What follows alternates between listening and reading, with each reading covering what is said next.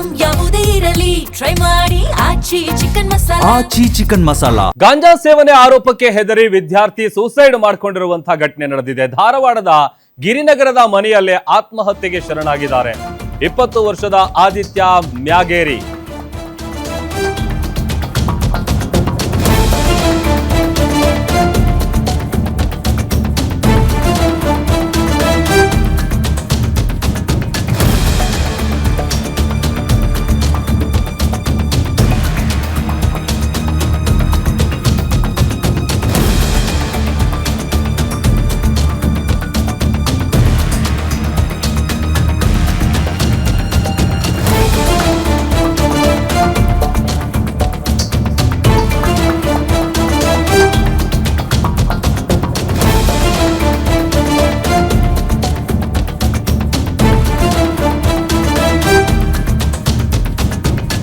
ಗಾಂಜಾ ಸೇವನೆ ಆರೋಪಕ್ಕೆ ಹೆದರಿ ವಿದ್ಯಾರ್ಥಿ ಸೂಸೈಡ್ ಮಾಡಿಕೊಂಡಿರುವಂತಹ ಘಟನೆ ನಡೆದಿದೆ. ಧಾರವಾಡದ ಗಿರಿನಗರದ ಮನೆಯಲ್ಲೇ ಆತ್ಮಹತ್ಯೆಗೆ ಶರಣಾಗಿದ್ದಾರೆ 20 ವರ್ಷದ ಆದಿತ್ಯ ಮ್ಯಾಗೇರಿ. ಆತ ಮೃತ ವಿದ್ಯಾರ್ಥಿ ಅಂತ ಗೊತ್ತಾಗಿದೆ.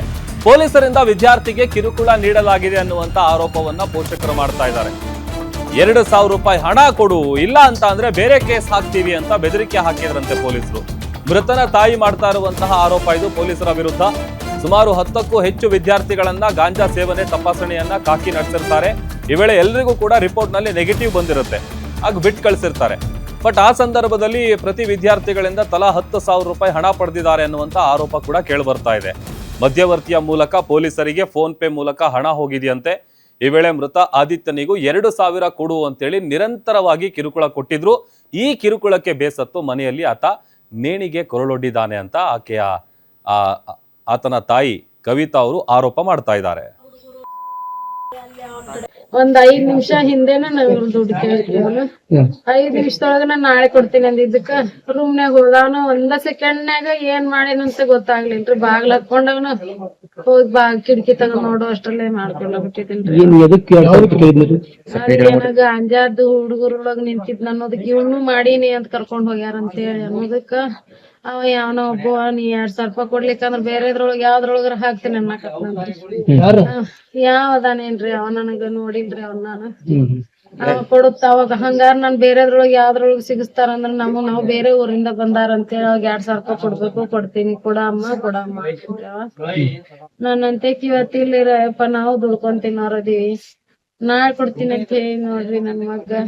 ನನಗ್ ಇವತ್ತ ಬೇಕಮ್ಮ, ಇವತ್ತ 11 ಆಗಕತ್ತೈತಿ, 10:30 ಆಗೈತಿ. ಅಯ್ಯಪ್ಪ ಬ್ಯಾಡ ನಾಳೆಗ್ ಕೊಡ್ತೀನಿ, ನಾಳೆಗ್ ಯಾರ್ ಕಡೆ ಇಸ್ಕೊಂಡ್ ಕೊಡ್ತೀನಿ ಅಂತ ಹೇಳಿ ನೋಡ್ರಿ ನಾನು ಅಷ್ಟ ಅಂದಿದ್ದ ಅಟ್ಟರಿ. ಬಾಗ್ಲ ಹಾಕೊಂಡ 5 ನಿಮಿಷನ್ಯಾಗ ಎಲ್ಲಾ ಮುಗಿಸ್ಕೊಂಡ್ಬಿಟ್ಟಿನ್ರಿ ನನ್ ಮಗ.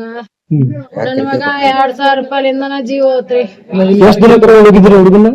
ಕಿರುಕುಳ ಕೊಡೋದಕ್ಕ ಫೋನ್ ಏನೋ ಮಾಡಾಕತ್ತಾರೋ ಏನೋ ರೀ, ಫೋನ್ ಮಾಡಾಕತ್ತಾರಮ್ಮ, ಅವ್ರ ರೊಕ್ಕ ಕೊಡ್ಬೇಕಂತ ಹೇಳಾರ್ರಿ ಪದೇ ಪದೇ. ಧಾರವಾಡ ಜಿಲ್ಲೆಗೆ ಇದು ದಿನಾಂಕ 25 ಶನಿವಾರದಿಂದ 25 ಮತ್ತು 26 2 ದಿವಸ ಹುಡುಗರನ್ನ ಇಟ್ಕೊಂಡಿತ್ತು. ಅದು ಯಾವ ಪಾಲಕರಿಗೂ ವಿಷಯಗಳನ್ನ ತಿಳಿಸಿಲ್ಲ. ಈ ಕಾರಣಕ್ಕಾಗಿ ನಿಮ್ ಮಕ್ಕಳನ್ನ ಇಟ್ಕೊಂಡಿದೆ. ಪಾಲಕರು ಬಹಳ ಭಯಭೀತರಾಗಿ ತಮಗೆ ಸಂಪರ್ಕ ಇದ್ದವ್ರನ್ನ ಭೇಟಿ ಮಾಡಿ ಪೊಲೀಸ್ ಸ್ಟೇಷನ್ ಎಲ್ಲಾ ಬಸ್ ಸ್ಟ್ಯಾಂಡ್ಗಳು ಎಲ್ಲಾ ಹುಡುಕಾಡಿ ಕೊನೆಗೆ ಪೊಲೀಸ್ ಸ್ಟೇಷನ್ಗೆ ಹೋದ್ಮೇಲೆ ಇಲ್ಲ ಹಿಂಗ ಡ್ರಗ್ಸ್ ಪೆಡ್ಲರ್ ಇದ್ರೊಳಗೆ ನಾವು ಅವ್ರ ಇದು ಮಾಡಿ.